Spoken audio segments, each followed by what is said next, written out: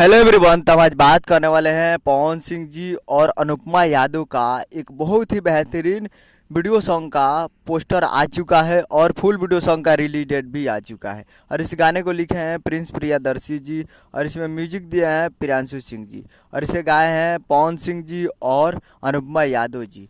जो कि आपको स्क्रीन कवर दिखाई दे रहा है, जिस सॉन्ग का टाइटल रखा गया है लियाइब जाके सौतीन, जिसका टाइटल है लियाइब जाके सौतीन। और ये फुल वीडियो सॉन्ग को रिलीज़ किया जाएगा। वीडियो सॉन्ग रिलीजिंग ऑन 25 मई 2023 को सुबह 6:15 AM पे फुल वीडियो सॉन्ग को रिलीज़ किया जाएगा।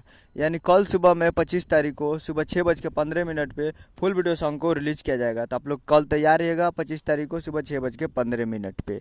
और यह आ रहा है Gananayak films Bhojpuri YouTube channel पे। Gananayak films Bhojpuri YouTube channel पे आप लोग फुल वीडियो सॉन्ग को तैयार रहिएगा देखने के लिए। उम्मीद करें वीडियो अच्छा लगा तो चैनल को सब्सक्राइब लाइक बस तो कैसे खेसारी लाल यादव जी और पवन सिंह जी का लेटेस्ट न्यूज़ लाते रहे। और वीडियो अच्छा लगा तो वीडियो को एक लाइक कीजिए। मिलते हैं अगले वीडियो में। जय हिंद, जय भोजपुरी।